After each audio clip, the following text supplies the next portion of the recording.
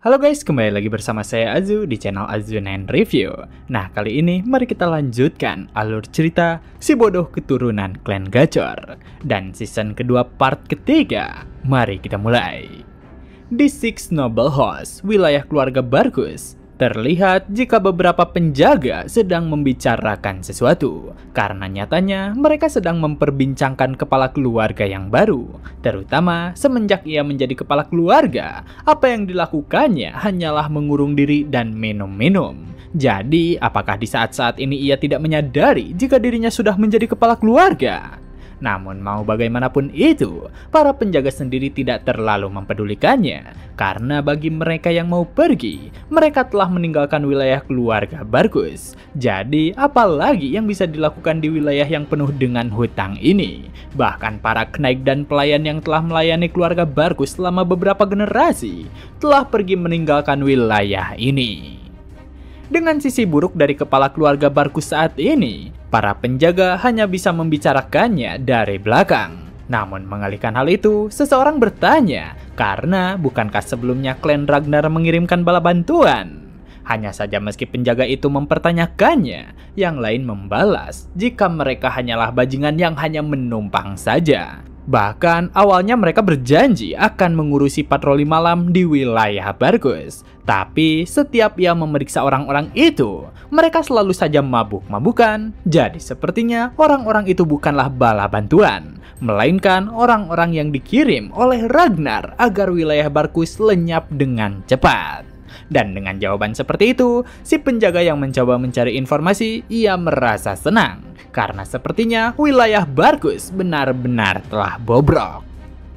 Singkat waktu, di malam hari, terlihat jika si penjaga yang mencari informasi sebelumnya telah melaporkan kepada atasannya. Karena nyatanya, ia merupakan seorang mata-mata. Jadi atas informasi yang telah dibawakannya, si atasannya tentu saja sangat senang. Di mana dengan pasukan yang telah dipersiapkan, dirinya meminta mereka untuk bersemangat, karena saat ini mereka akan segera menyelesaikan misinya secepat mungkin. Di sisi lain, di atas benteng, terlihat jika Sibyl sedang tertidur lelap, dan di saat yang bersamaan, seorang asasin telah tiba di hadapannya. Bahkan ia mengejek Sibyl yang begitu nikmatnya mabuk-mabukan di saat bertugas. Jadi karenanya ia bersiap untuk membunuhnya dengan belati miliknya.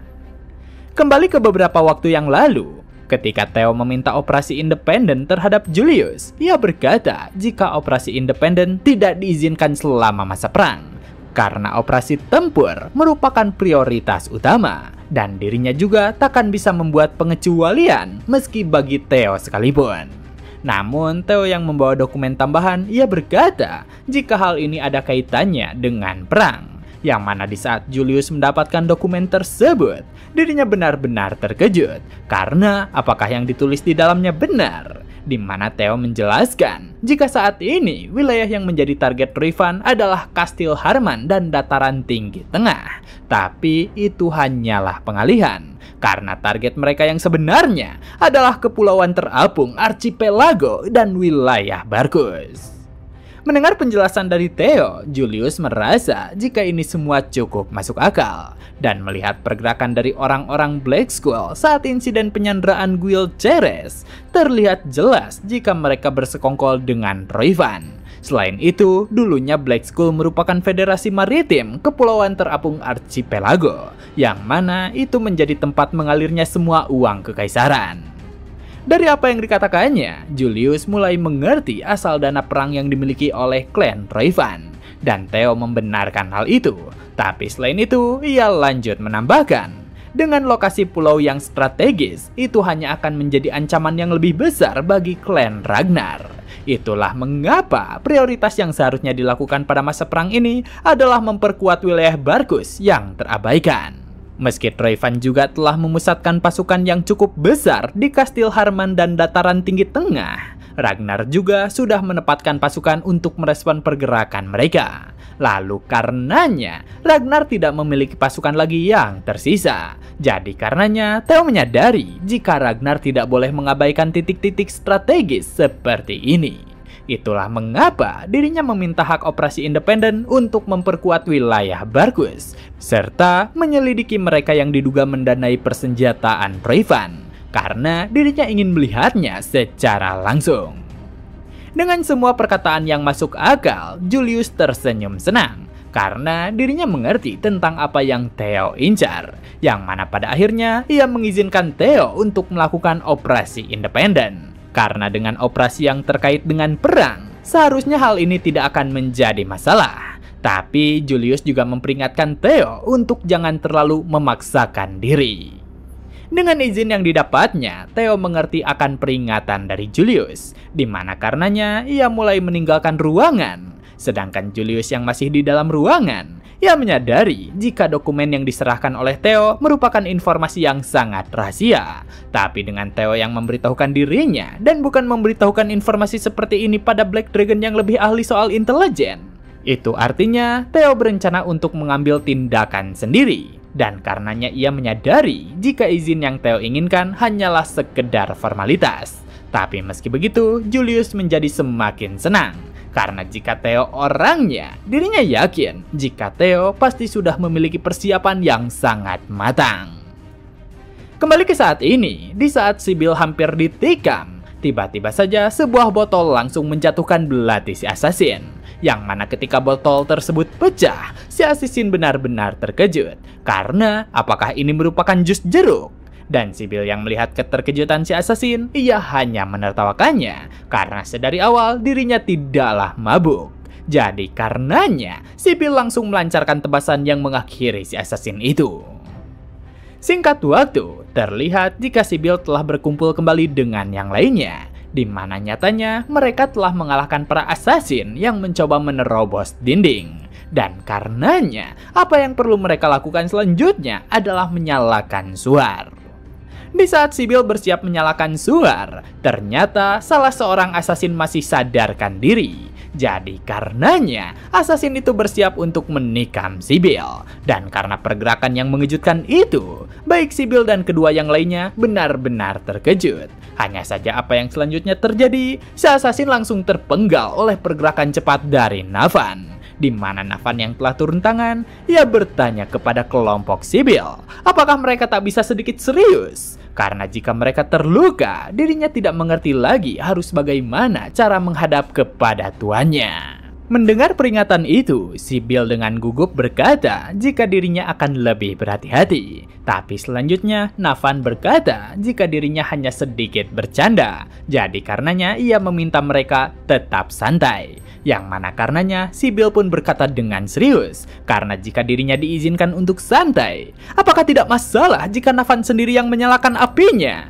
Karena saat ini ada sesuatu yang ingin dirinya bicarakan dengan teman-temannya. Tapi melihat Navan mengangkat pedangnya, Sybil kembali panik, di mana ia berkata jika itu hanyalah candaan. Dan karenanya ia langsung menyalakan apinya sendirian.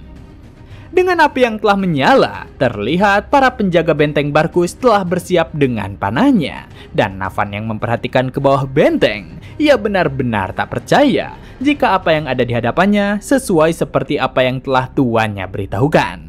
Jadi karena serangan tikus Troyfan telah tiba, Sybil yang merupakan pemimpin kelompok, ia memerintahkan kelompoknya untuk mempertahankan kastil Barkus dan menghadapi para penyusup. Jadi atas perintah tersebut, hujan panah langsung diarahkan kepada pasukan Troyfan. Di saat peperangan itu terjadi, terlihat jika Theo telah tiba dengan menunggangi naganya, di mana ia bergumam jika sepertinya dirinya tiba tepat waktu. Jadi karenanya ia langsung meluncur untuk menuju kastil Barkus karena dirinya ingin melihat situasi yang ada dan melihat beberapa wajah yang familiar. Singkat waktu, di wilayah Barkus terlihat jika matahari telah terbit. Dan karena pertempuran telah selesai, Sybil melapor kepada Theo jika misi mempertahankan Barkus telah selesai. Melihat Sybil yang begitu antusias, Theo berkata jika dirinya tidak perlu berteriak seperti itu. Namun selanjutnya, Theo memuji kerja keras mereka, di mana mendapat pujian itu, Sibyl tak dapat menahan tangisnya, karena saat ini tuannya mengakui usahanya. Namun meski Sibyl begitu bahagia, dua lainnya malah sebaliknya, karena mereka sangat iri dengan Sibyl yang mendapatkan pujian dari tuan muda Theo. Mengalihkan hal itu, Navan yang bersama Theo bertanya kepadanya jika dirinya tak mengira Theo akan datang secara langsung. Dan Theo membalas jika dirinya hanya datang untuk berjaga-jaga, tapi sepertinya Navan tidak membutuhkan bantuannya sama sekali. Yang mana karenanya Navan berkata jika ini semua berkat bantuan yang dirinya terima, di mana ia bertanya dari mana Theo menemukan orang-orang seperti mereka. Dan Theo membalas jika mereka merupakan orang-orang yang dulunya berlatih di lapangan 4 sebelum upacara awak kening terjadi. Dan karena mereka mengatakan ingin melayaninya, jadi pada akhirnya mereka masuk ke dalam pasukan Istana Camellia. Dan melihat Navan cukup memperhatikannya, Theo merasa jika Navan telah memberikan persetujuan kepada orang-orang itu. Mendengar perkataan itu, Navan berkata jika awalnya ia tidak terlalu berharap, karena mereka hanyalah para swordman pemula tanpa pengalaman yang berkesan. Tapi setelah beberapa hari beroperasi bersama, meski skill mereka masih kasar, dirinya sadar jika mereka merupakan orang-orang yang dapat dipercaya. Yang mana karenanya, Theo merasa cukup bangga. Tapi ia kemudian bertanya jika dirinya memiliki suatu permintaan. Karena dengan para bawahan dan knight keluarga Barkus yang telah pergi, bukankah posisi knight order sedang kosong? Jadi ia bertanya tentang bagaimana jika Navan melatih teman-temannya untuk menjadi knight order keluarga Barkus. Dengan apa yang dikatakan oleh Theo, Navan mulai memikirkannya kembali. Bahkan ia berkata jika dirinya sudah lama tidak merasakan hal seperti ini lagi. Yang mana dari balasannya, Theo pun tersenyum kepadanya, serta membalas jika dirinya akan menyerahkan urusan itu kepada Navan. Jadi saat ini dirinya akan kembali pergi. Dan tujuan kepergiannya adalah menginvestigasi Floating Archipelago. Mendengar hal itu, Navan cukup terkejut karena ia awalnya merasa jika dirinya sudah terbiasa dengan pemikiran dari tuannya. Tapi dengan sikap keberaniannya itu, tetap saja hal itu sulit ditebak. Dan karenanya ia bertanya, bukankah tempat tersebut sangat tidak ramah dengan orang luar? Juga bukankah sulit untuk masuk ke tempat itu? Di mana Theo membalas dengan penuh keyakinan jika dirinya memiliki caranya sendiri. Di kota pelabuhan, Dion, di sebuah bar, terlihat ada seseorang yang baru saja tiba. Namun melihat pergerakannya membuat seorang pria besar menjadi kesal. Karena apakah si pendek itu tidak bisa melihat dengan matanya? Jadi karena membuatnya kesal, si pria besar itu mencoba untuk menunduk untuk memperhatikan dengan jelas. Namun apa yang terjadi selanjutnya? Keributan mulai terjadi di dalam bar tersebut.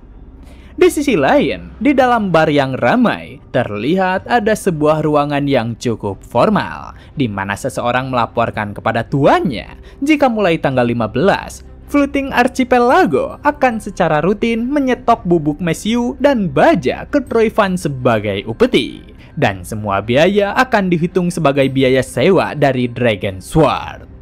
Mendengar informasi yang diberikan, Antonio Spinola, sang kepala keluarga selanjutnya dari keluarga Spinola, ia menjadi sangat kesal. Karena omong kosong apa yang diinginkan oleh Troyfan, terutama tentang biaya sewa. Biaya sewa apanya ketika mereka mencurinya? Lalu mereka mengatakan akan meminjamkannya kembali untuk uang. Jadi tentu saja dengan hal tersebut Antonio menjadi sangat kesal karena sikap Troyfan benar-benar seenaknya. Namun meski begitu, dirinya sendiri tidak memiliki pilihan lain karena tanpa kehadiran dari Dragon Sword, Floating Archipelago akan tenggelam ke lautan. Dengan masalah yang terjadi, Antonio benar-benar kesal karena saat ini tidak ada solusi yang dapat menanganinya. Jadi ia berandai-andai jika mereka tidak kehilangan Dragon Sword, pasti keluarga Spinola takkan ada di posisi saat ini. Jadi, apakah saat ini mereka tak memiliki harapan lagi untuk mempertahankan Floating Archipelago? Tapi di saat dirinya sedang memikirkan hal itu, Antonio benar-benar terganggu dengan keributan yang terjadi di depan bar. Yang mana karenanya, ia keluar dari ruangannya serta berteriak. Jika mereka terus ribut seperti ini, dirinya akan mengusirnya. Melihat kemunculan dari Antonio, para berandal yang ada di bar mereka langsung berhenti ribut. Sedangkan Theo yang sedari tadi menyamar, ia menjadi cukup senang karena akhirnya orang yang dicarinya menunjukkan diri secara langsung. Singkat waktu, terlihat jika Theo berada di ruangan Antonio, di mana Antonio bertanya, apa Theo ingin pergi ke Floating Archipelago? Lalu, apakah Theo ingin dirinya membawanya ke kapal sebagai prajurit? Dan Theo membenarkan hal itu, serta berkata jika dirinya dengar belakangan ini monster laut sering muncul di rute perjalanan. Dan karena dirinya yakin dengan kemampuannya, seharusnya Antonio dapat mengizinkannya pergi sebagai prajurit. Di mana karena Antonio sendiri kekurangan orang, seharusnya ini merupakan situasi yang cukup menguntungkan bagi kedua belah pihak. Meski Theo mengatakan hal itu, Antonio memikirkannya dengan hati-hati, di mana ia berkata, meski kelompoknya sedang mencari orang, tapi dirinya takkan mengizinkan orang asing naik ke kapalnya, terutama bagi seorang prajurit bayaran yang sedang mencari pekerjaan. Perlengkapan yang dimiliki oleh Theo terlihat terlalu bersih, bahkan tidak ada tanda-tanda kusut sedikitpun. Lalu, dengan perkelahian yang dirinya sebabkan di dalam bar, itu pasti merupakan hal yang disengaja. Dan dengan Theo yang mengatakan jika dirinya ingin pergi ke archipelago dengan kapalnya yang akan segera berangkat, tentu saja itu merupakan situasi yang tidak meyakinkan. Bahkan ia bertanya, jika posisi mereka dibalik, apakah Theo akan membiarkannya ikut naik kapal?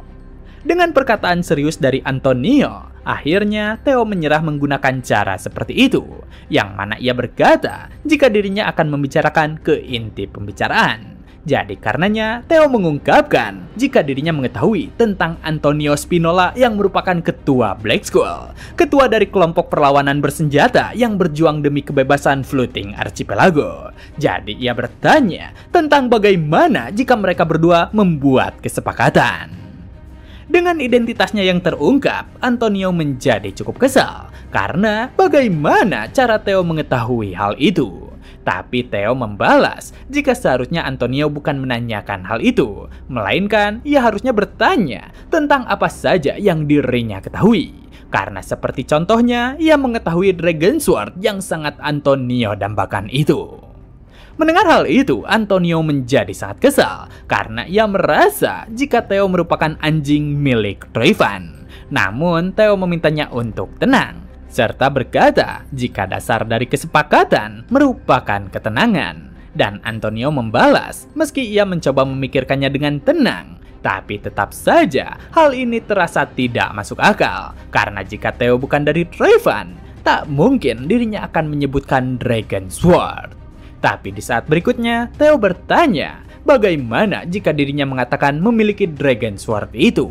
Yang mana karenanya Antonio membalas jika kata-katanya itu cukup konyol karena faktanya Troyfan telah mencurinya. Dan sekarang dengan Theo mengatakan memilikinya, itu merupakan hal yang aneh. Namun dengan yakin Theo kembali berkata tentang apa yang aneh, karena Troyfan sendiri mereka sama seperti dirinya. Jadi mungkin saja mereka hanya mengatakan memiliki pedang itu, tapi nyatanya mereka merupakan kelompok penipu. Dari apa yang dikatakan oleh Theo, Antonio cukup terkejut karena jika dipikirkan dengan baik, Troyfan memang tak pernah menunjukkannya secara langsung. Dan saat ini takdir archipelago juga sedang dipertaruhkan. Dan melihat Antonio yang cukup tenang, Theo kembali berkata jika Antonio tidak akan kehilangan apapun. Jadi bagaimana jika dirinya mendengarkan kesepakatannya terlebih dahulu? Dan karena Antonio mengizinkannya, Theo berkata, bukankah legenda dari misteri Floating Archipelago itu berasal dari kisah pemberani Kriemhild? Di mana karenanya Antonio membenarkan hal itu, karena di dalam legenda, Kriemhild menusukkan pedangnya ke kepala si dragon yang sedang mengamuk. Dan pada akhirnya, ia menyegel naga itu di bawah ombak, di mana itu merupakan kisah sang pahlawan Kriemhild. Tapi meski itu dongeng, nyatanya kisah itu merupakan hal yang nyata, terutama tentang Floating Archipelago. Dikatakan jika pulau itu mengambang di atas laut karena arus misterius. Tapi kebenaran dibaliknya, dengan naga yang disegel oleh Kriemhild di bawah laut, itu melepaskan mana yang sangat luar biasa besarnya. Dan itu menciptakan gelombang ke atas yang menahan pulau Floating Archipelago. Lalu tentang Dragon Sword, itu merupakan alat yang digunakan untuk menjaga segel, sebuah alat yang menjaga arus mana agar tetap stabil. Tapi semenjak Troyfan mencuri Dragon Sword, arus mana mulai tidak stabil. Jadi jika Dragon Sword tidak segera dikembalikan, Floating Archipelago akan tenggelam kembali ke dasar lautan. Dengan situasi yang mungkin terjadi, Antonio pun berkata kepada Theo jika dirinya tidak sedang main-main, karena nyawa orang-orang yang ada di pulau terapung Archipelago sedang dipertaruhkan. Jadi jika Theo memang memiliki Dragon Sword dan mengembalikannya, dirinya akan memberikan segala hal yang Theo inginkan. Mendengar hal itu, Theo mengetahui jika mengembalikan Dragon Sword ke pulau terapung Archipelago tidak akan menjadi solusi, karena Troyfan bisa mencurinya lagi kapan saja. Selain itu artinya dirinya harus menyerahkan Dragon Sword untuk selamanya. Sedangkan Antonio yang berada di hadapan Theo, ia memberikan penawaran kepadanya jika dirinya akan memberikan uang sebanyak apapun asalkan Theo mengembalikan pedangnya. Tapi Theo membalas jika dirinya tidak butuh uang, karena apa yang perlu Antonio lakukan adalah membawa dirinya pergi ke pulau terapung Archipelago, di mana dirinya telah mempersiapkan cara untuk tetap menyimpan Dragon Sword dan menyelamatkan pulau terapung Archipelago. Dan begitulah part kali ini telah selesai. Jangan lupa like jika kalian suka dengan konten yang kami bawakan. Serta terima kasih banyak kepada kalian semua yang telah menonton video kali ini. Saya Azu dan sampai jumpa kembali di video berikutnya.